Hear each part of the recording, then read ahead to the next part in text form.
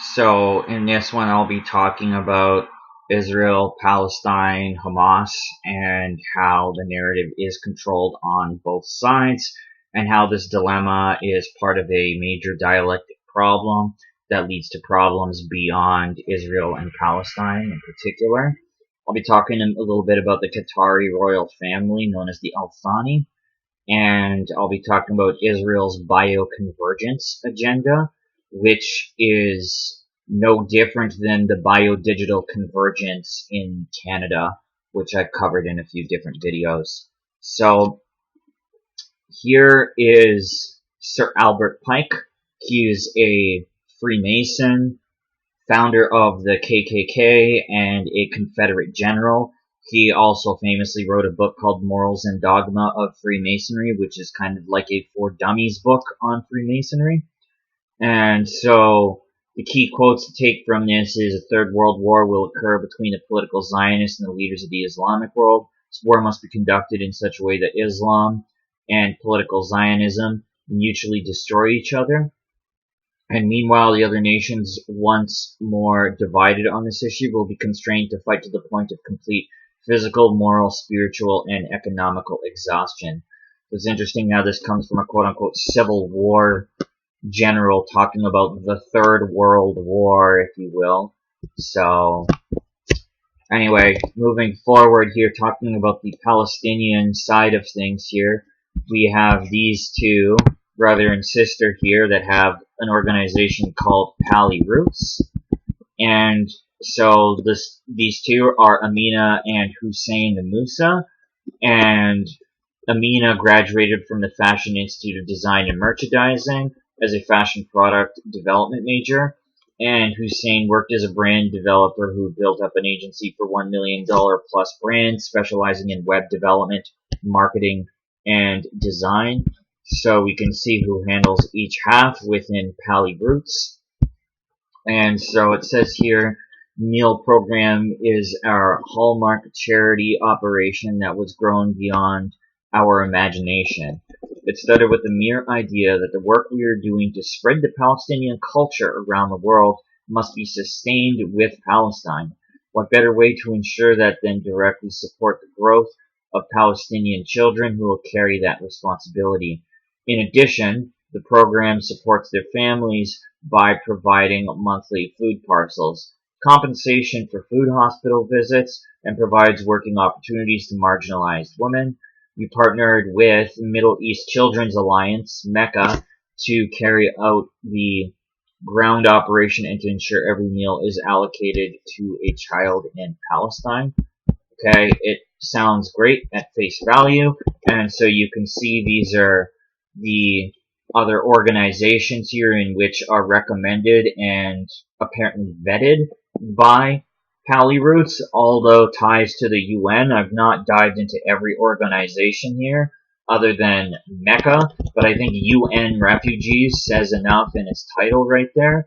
And you can see too that, so a lot of people, as I was talking about how this Israel-Palestine problem is also affecting other countries as they don't know what side to take or are taking certain sides, etc., and keeping the people divided, is you have Pali Roots basically supporting a lot of causes like BLM, indigenous Hawaiians, and so on and so forth, and helping the Uyghur Muslims. And so some of these things are directly Marxist, like BLM, although the Uyghur Muslims in China, in particular, oppressed by the CCP, is, a very real, profound, and prolific issue.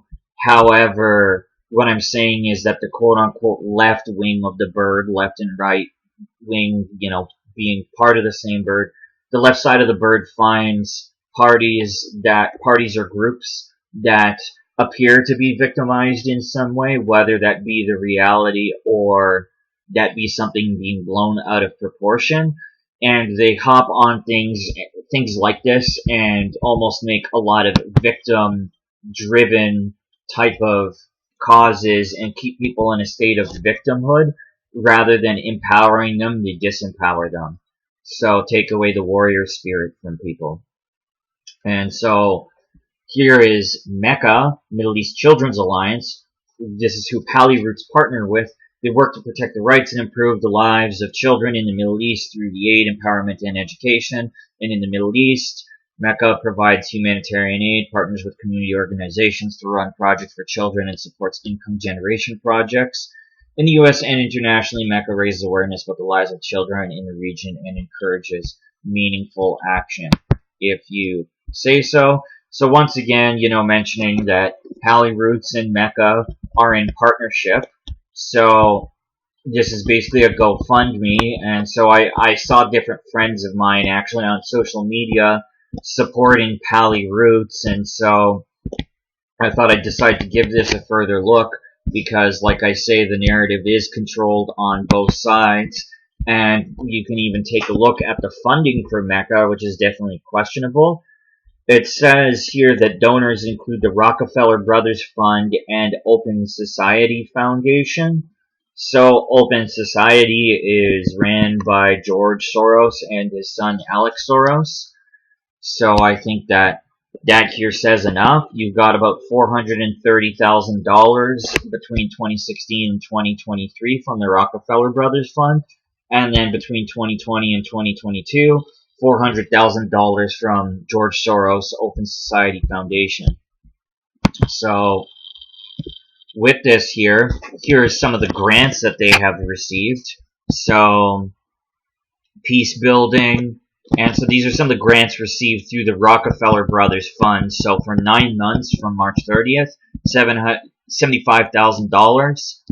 $150,000 for 24 months for this Rawa Creative Palestinian Communities Fund. So, excuse me.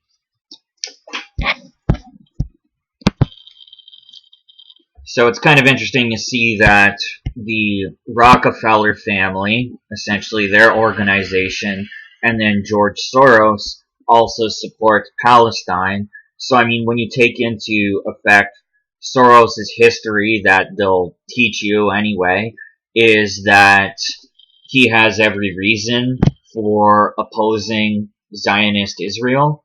However, fact of the matter is that in George Soros' supervillain origin story, for lack of better words, he went along with the National Socialists and profited from taking property and assets from people that were rounded up by the National Socialists, in particular the Jewish people.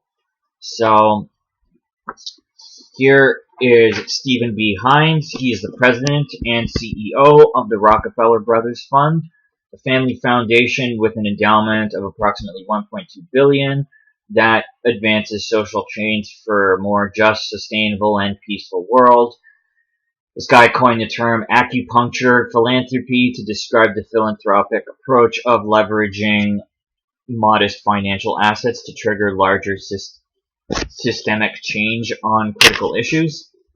In 2010, he set an ambitious path to align investment of the fund's financial assets with its mission, resulting in its 2014 decision to divest from fossil fuels and establishing the RBF as a leader in the divest invest movement. Okay? And so he's also a fellow at the American Academy of Arts and Sciences and a member of the Council on Foreign Relations and of the China Council for International Cooperation on Environment and Development. He serves on the boards of the Quincy Institute, David Rockefeller Fund, and the Rockefeller Archive Center. He is the recipient of the Council on Foundations 2018 Distinguished Service Award. Okay, so moving forward, I'm not really going to read too much about Open Society Foundations or anything at all, really, because I think people already probably know what that is, and I've probably mentioned Soros enough in the course of my videos. But the difference between myself and, say, the Controlled Opposition Freedom Movement is that they focus on certain people like George Soros, where you're pretty much tunnel vision looking at people like that and not looking at the other side of the bird. So if Soros is part of the left-wing side of the bird, then the right-wing side of the bird would be like the Koch family and stuff like that. So this was a 2-year term of sorts where $400,000 was given to Mecca, the Middle East Children's Alliance, by Open Society Foundations. So now I'm going to read a little bit about something called B'nai B'rith. And so it's a staunch defender in the state of Israel. So once again now, so the regime and the rebellion, however you really want to categorize it, are funded by the same people. And so it's a majority of what I would term the regime that tends to openly support Israel and Zionism, whereas the quote-unquote rebellion, if you will, tend to support we'll say what appear to be like a victimized class, if you will. And again, this kind of terminology that I'm using, or outlooks, can differ depending on where you are, and there is all kinds of propaganda spit up on both sides anyway. So people have a hard time comprehending that it's not only problems that are created by these dark forces, but they create an artificial solution and hide behind various fronts, and these fronts include the rebellion and the regime, so to speak, right? So B'nai B'rith is a staunch defender of the state of Israel, advocates for global Jewry, and champions the cause of human rights. B'nai B'rith is recognized as a vital voice in combating anti-Semitism, promoting Jewish unity and continuity, a leader in disaster relief and assisting communities in crisis, a provider of safe and affordable housing of low-income older adults, and a tireless advocate on behalf of seniors, if you say so. And since our founding in 1843, B'nai B'rith has focused on making the world a safer and more tolerant place, with a presence in countries around the world. B'nai B'rith is the global voice of the Jewish community. Well, if you look at this picture here on the right, that very much just looks no different than Masonic fraternity, but that's exactly what B'nai B'rith is. That is exactly what it started out as. And so it was founded in this particular gentleman's cafe in New York City's Lower East Side on October 13th, 1843, by 12 recent German Jewish immigrants led by Henry Jones. It is organized as a secret lodge. There you go. Masons have a lodge, just like those who train in the Japanese martial arts have a dojo. The new organization represented an attempt to organize Jews of the local community to confront what Isaac Rosenberg, one of the founders, called the deplorable condition of Jews in this, our newly developed country. The new group's purpose, as described in its constitution, called for the traditional functions performed by Jewish societies in Europe, visiting and attending the sick, and protecting and assisting the widow and the orphan. Its founders had hoped that it soon would encompass all Jews in the U.S., but this did not happen, since other Jewish organizations also were forming around the same time. German-speaking founders originally named the organization Bundesbrüder. I'm sorry about the pronunciation, I don't speak German. That means Brothers of the Covenant, and to reflect the goal of a fraternal order that would provide comfort to the entire spectrum of Jewish Americans, and also Masons refer to each other as brother. So, although early meetings were conducted in German, after a short time English emerged as the language of choice, and the name was changed to B'nai B'rith. In the late 20th century, the translation was changed to the more contemporary and inclusive Children of the Covenant. This is exactly what B'nai B'rith means. So, here you have this particular gentleman who is the CEO of B'nai B'rith, Daniel Mariashin. I apologize again for the pronunciation. So he is the CEO and supervises B'nai B'rith's programs, and basically in the U.S. and abroad.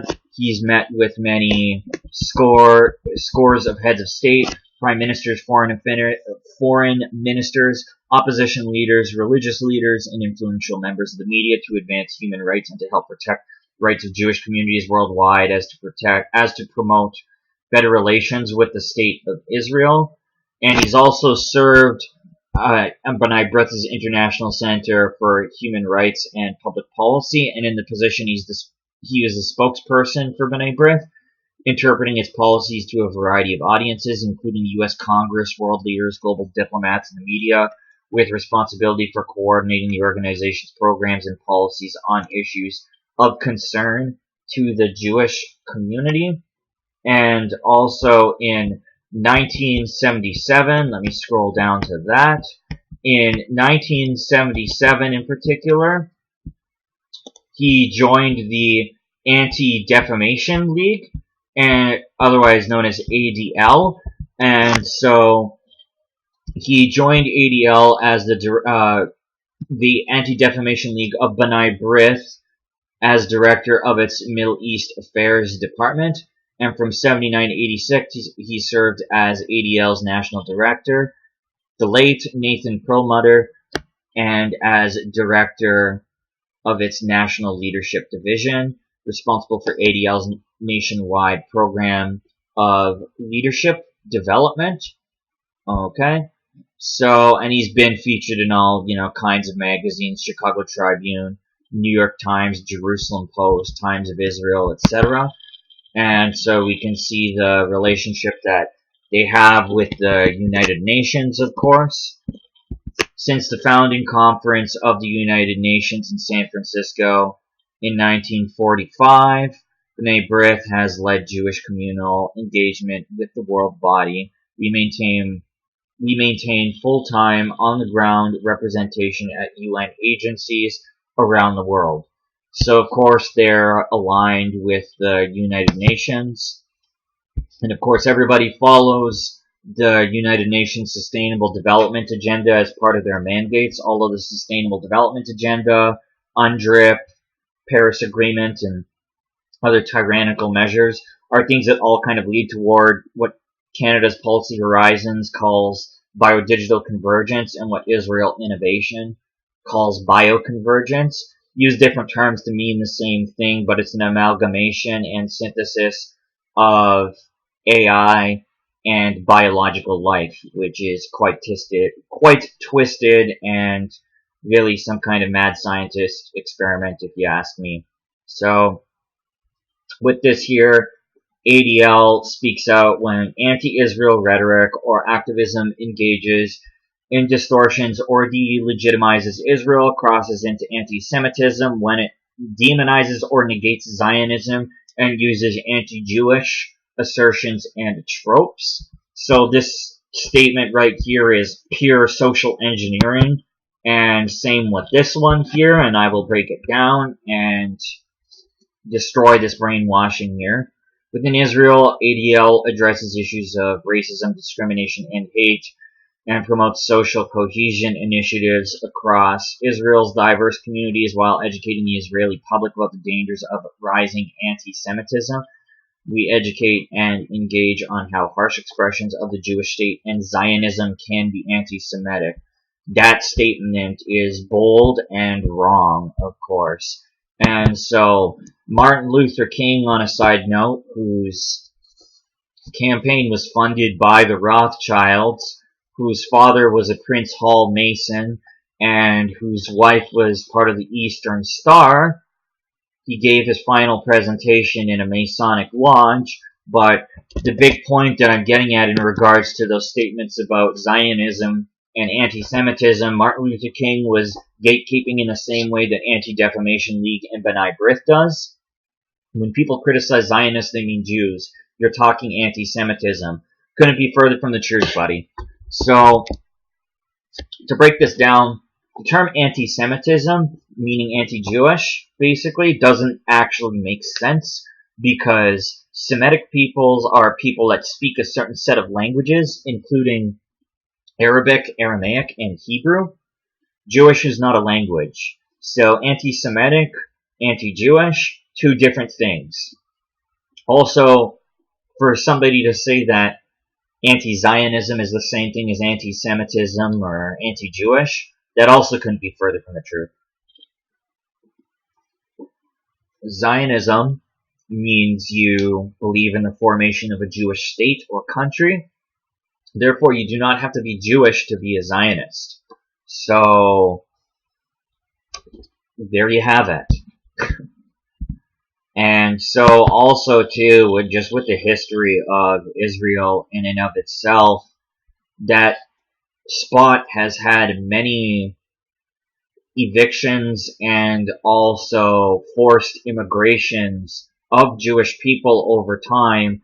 And so not all Jewish people support the idea of a Jewish state or country. And like I said, a Zionist, to be a Zionist, you do not have to be Jewish, as they're two different things. So in World War II, what happened was Hitler ended up striking this deal called the Havara Agreement, and he struck this with Zionists. Again, not Jewish people, he struck this deal with Zionists, and he was basically luring Jewish people into Israel and offering them incentives to go there. And so Israel, which wasn't called Israel until 1948, but Israel and Palestine, that whole region essentially was filled with Jewish people that were brought there, and there were German goods and stuff like that to bolster the economy for Germany. And what ended up happening was, over time, Jews were gradually forced out instead of lured and incentivized to go there. And then eventually you have people being scrutinized and different forms of propaganda up until they're brought into what they call concentration camps. So we also have to bear in mind too that more than Jewish people were persecuted and put into those camps. So anyway, Jonathan Greenblatt is the CEO and National Director of ADL. He's the 6th National Director, and as Chief Executive of ADL, Jonathan leads all aspects of the world's anti-hate organization. He is an accomplished entrepreneur and innovative leader with deep experience in the private, public, and nonprofit sectors. And since becoming CEO in July 2015, Greenblatt has modernized ADL while refocusing it on the mission it has had since its founding in 1913, to fight the defamation of Jewish people and to secure justice and fair treatment to all, if you say so. And basically, under Greenblatt, ADL has modernized its operations, innovated its approaches to counter anti-Semitism from all sides, and enhance its efforts to combat extremism in all forms. And during his tenure, ADL rebooted its Center on Extremism that analyzes and monitors extremists and hate groups, launched Never Is Now, the largest annual convening in the world focused on anti-Semitism and hate, created the Center for Technology and Society in Silicon Valley to fight the rising tide of online hate and harassment, partnered with Aspen Institute to launch a civil society fellowship, an innovative program that builds cohorts of emerging leaders across a continuum of ideology and identity, developed by the Sports Leadership Council to engage athletes, teams, and leagues to confront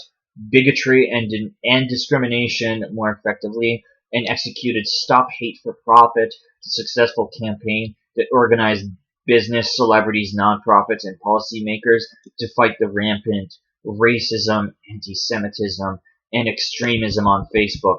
Basically, you're being a fact checker is exactly what you're doing. And of course, partnering with Silicon Valley, no surprise, because you have a lot of people working on the quote-unquote left side of the bird, if you will, in Silicon Valley.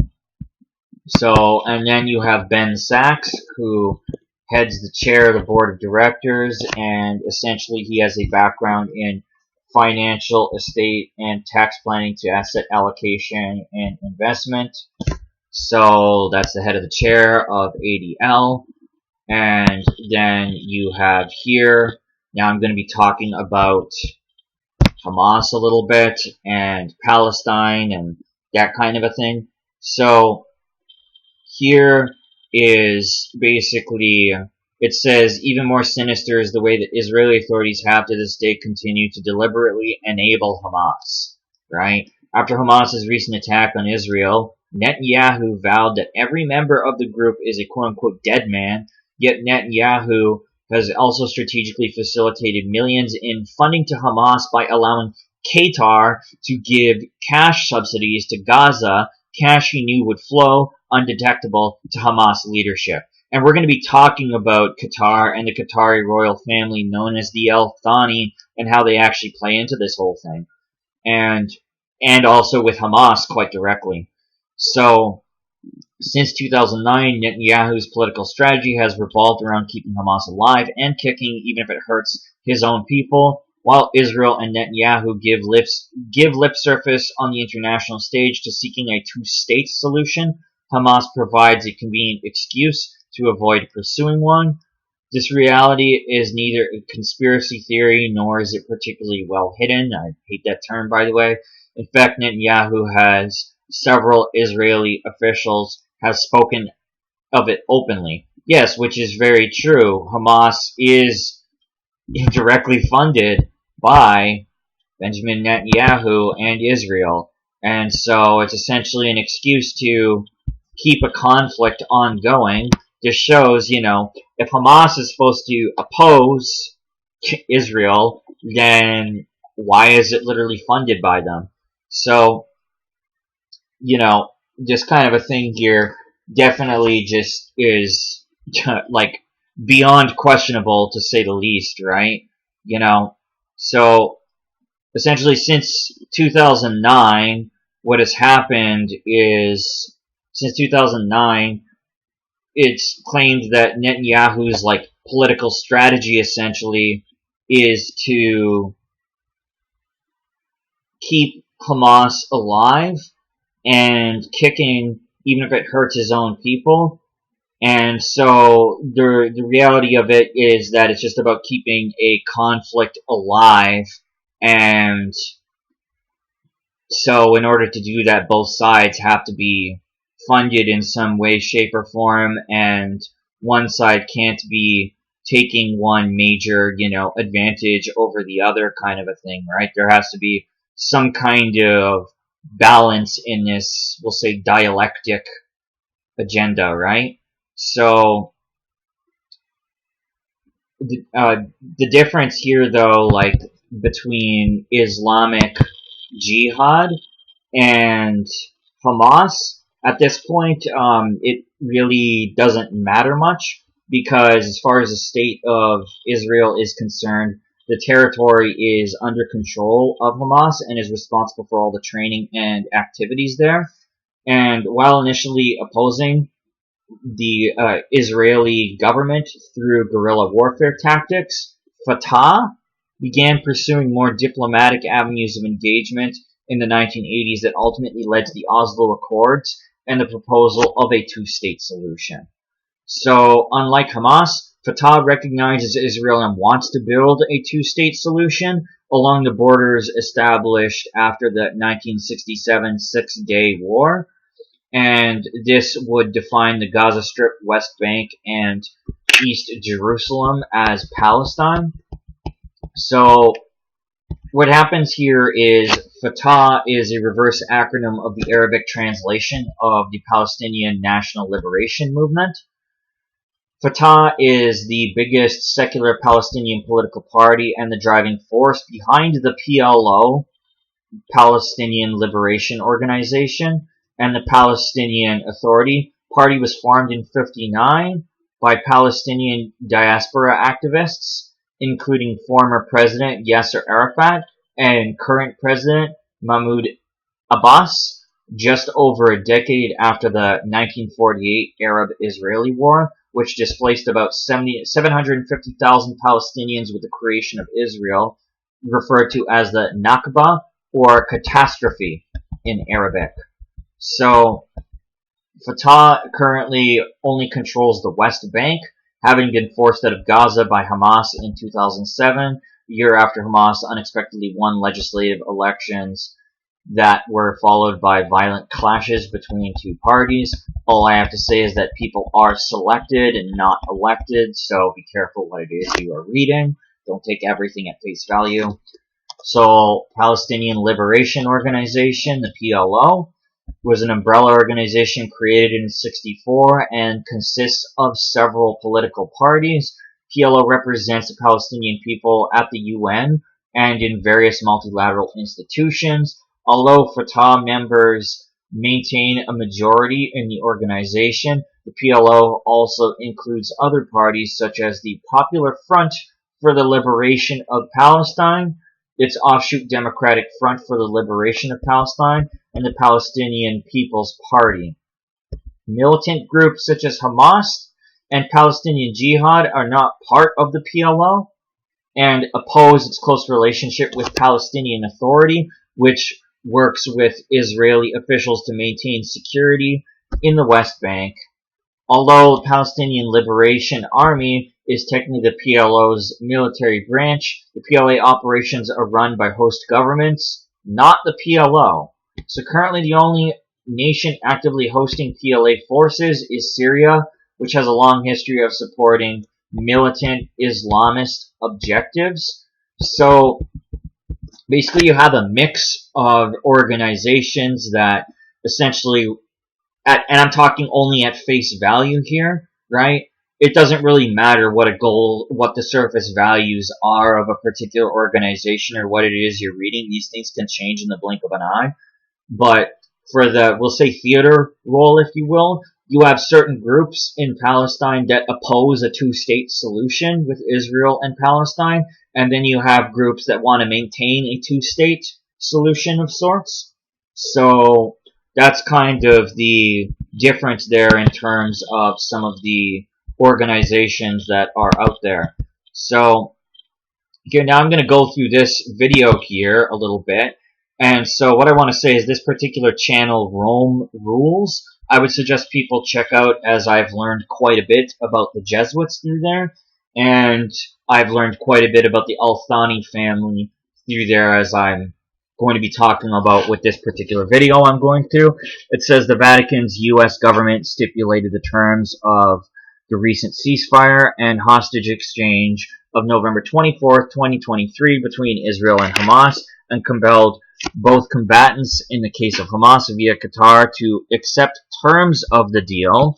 And then now moving towards 16 seconds, Qatar's foreign ministry negotiated with Hamas about the hostage release and ceasefire engagement on behalf of Papal America.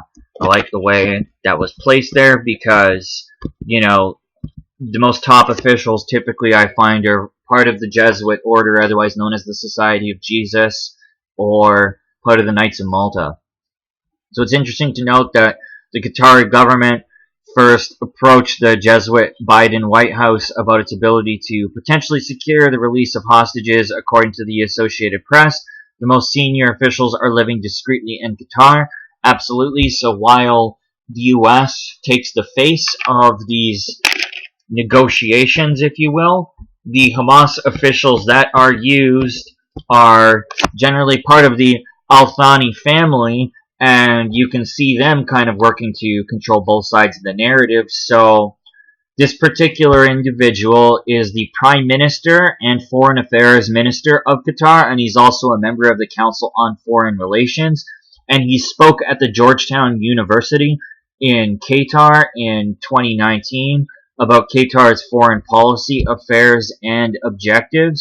And so with the Georgetown Advisory Board, with the Qatar Georgetown University Advisory Board, you can essentially see a lot of different members and stuff like that that are all part of the Al-Thani family, right?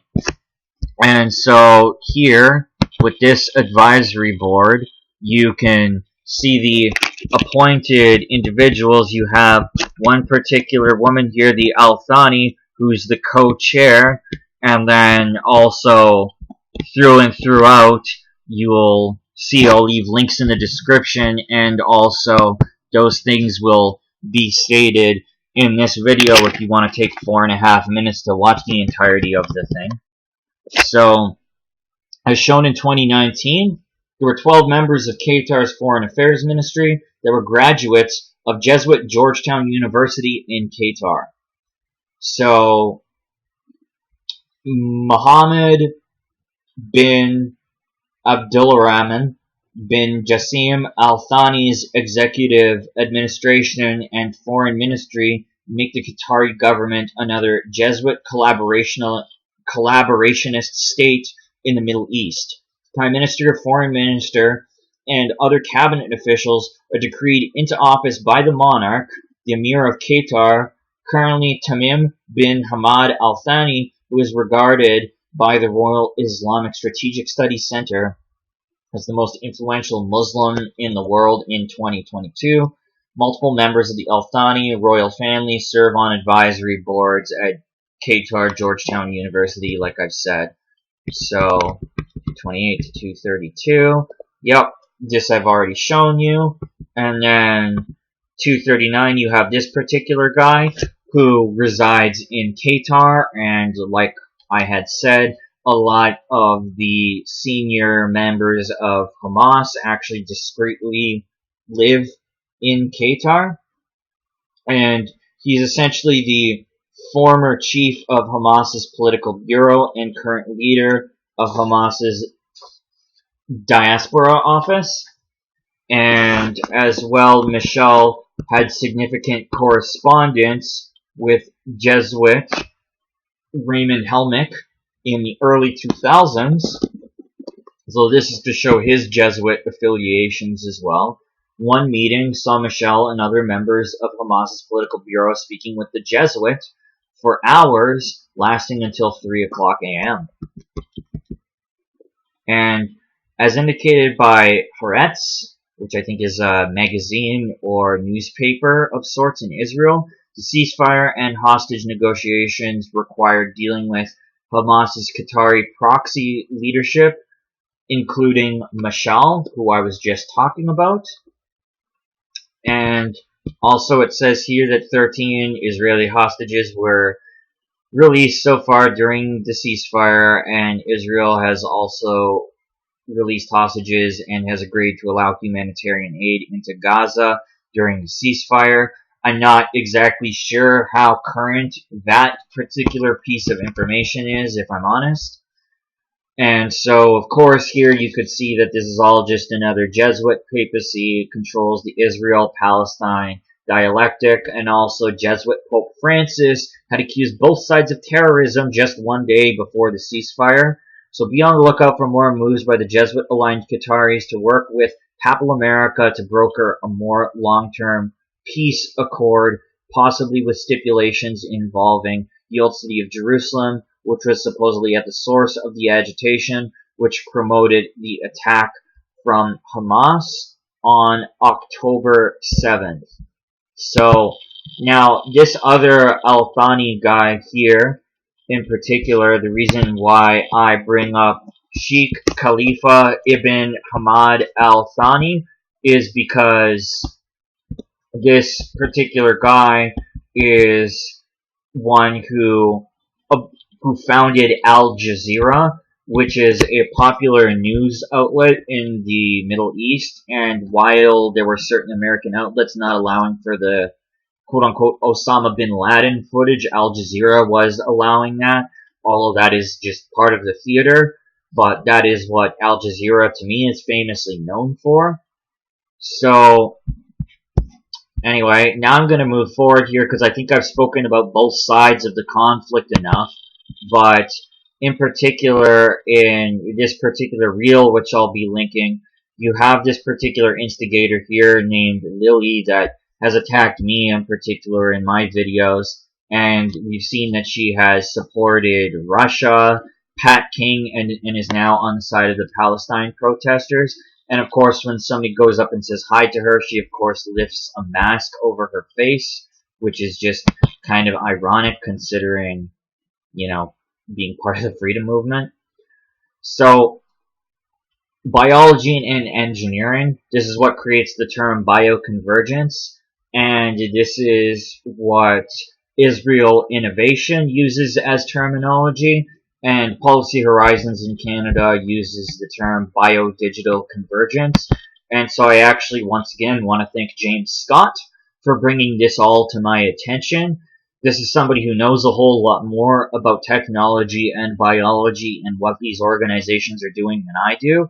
But the key piece to take away from this is that the bioconvergence, biodigital convergence, whatever you want to call it, the amalgamation of biological life and AI, this is exactly how organizations like the United Nations and stuff like that fulfill their goals of controlling or reducing what they call carbon-based life, right, which is pretty much everything. So it says here the field of bioconvergence could potentially become one of Israeli high-tech industry's most substantial engines of growth. The Israel Innovation Authority is working in collaboration with additional entities to expand its operations in order to see competitive ecosystem to advance this field in Israel. And in recent years, global health and medicine have been undergoing a revolution driven by two main factors. First, the global health systems and biopharm industry crisis caused by a large increase in health expenditures and in the development costs of new medicines. The second factor relates to recent technological breakthroughs in the field of engineering, biology, and medicine.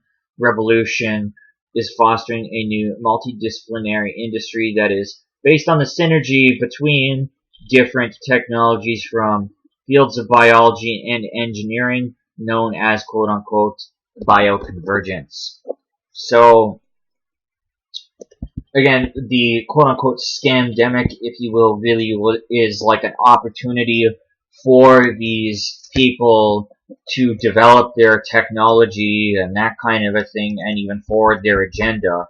And the other fact of the matter that I want to say is that, and even I'm guilty of this, but narrowly focusing on stuff like digital ID or, certain coercive procedures having taken place that we were told were for protecting us and for the sake of our health, if you will.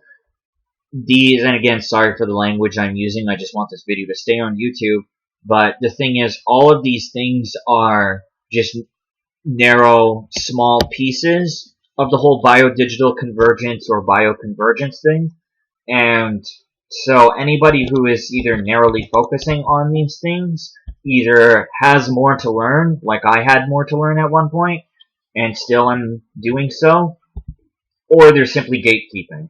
So take your pick.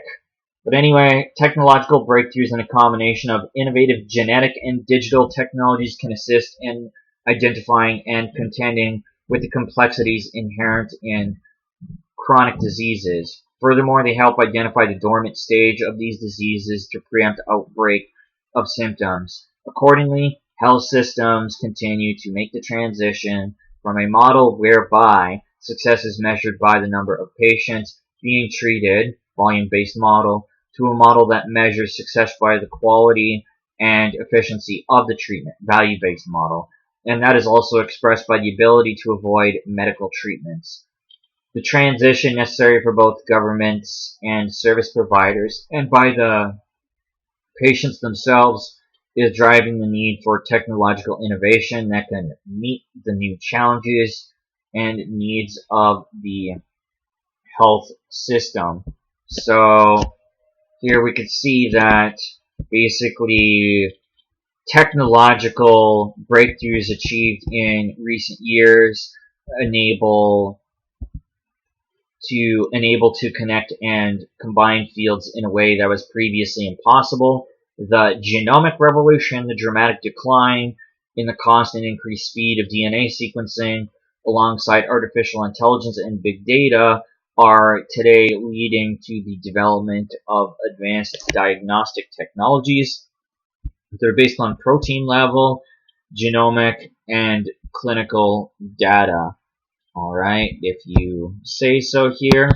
And there's two other fields essentially there's two other fields developing alongside biotechnology that are, how do I put it, that are of gene therapy, which is at the cutting edge of personalized healthcare, and synthetic biology that is based on a combination of innovative technologies such as DNA sequencing, creation and writing of new genes, among others, by using CRISPR technology, behavioral modeling of specific genes, and precise measurement of gene behavior.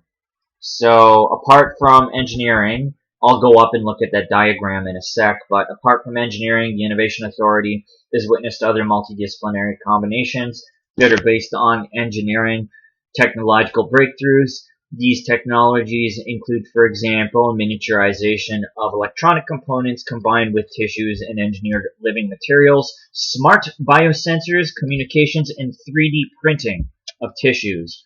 All these constitute the foundation of the technological innovation engine termed Bio-Convergence. So, moving toward the quote-unquote 21st century here, so you can kind of see a sort of comparison between biotechnology and software and engineering.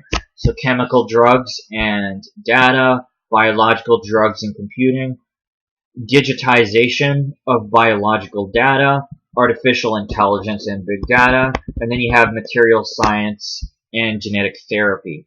So, and these are both different kinds of technological development of sorts, and so eventually these two kinds of tech developments meet in the middle, if you will, and that's where you have the synthesis of AI, digitalization, and that synchronized with biology and human anatomy.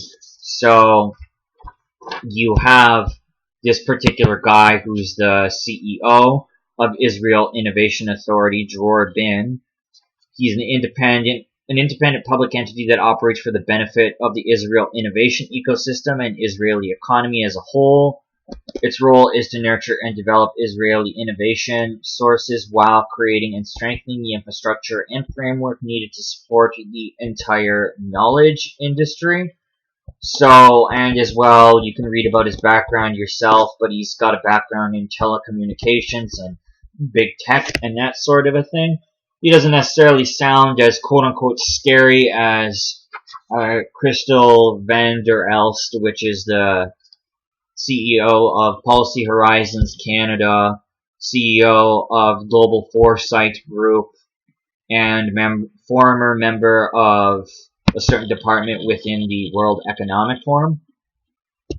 So the one thing a lot of people are quiet about is the biodigital convergence and how this actually works, because there are, again, several little tiny aspects. Like I said, digital ID, or, you know, the quote-unquote coercive health measures, if you will, were, you know, one small part of it, and the other part of it is Web3 governance, blockchain, and digital ID.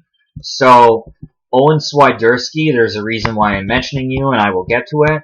So this particular guy was around in the truck convoy, paired with Freedom George, whose name is actually Tyson Billings, and as well Pat King, and he is a former candidate for the Green Party in Battleford, Saskatchewan, and in North Battleford, excuse me, and he was involved in the truckers' protest, like I was saying. He has a page entitled The Great Rebellion on Facebook, and as well he has a Rumble channel. And so you could see here that he was identified as one of the co-leaders of the cryptocurrency effort called Freedom Convoy Token, or FCT. And so the GoFundMe crowdfunding page was taken down.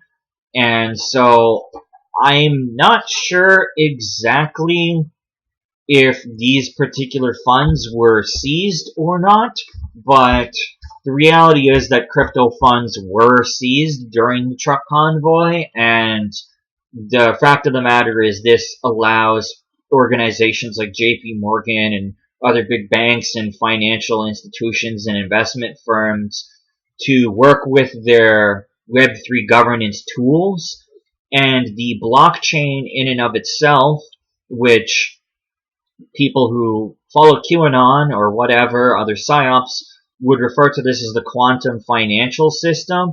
And so part of the Great Awakening, if you will, it involves what they call Nisara Jisara, return to gold-backed currency and that kind of a thing. But what it really is gold-backed NFTs, non-fungible tokens, right?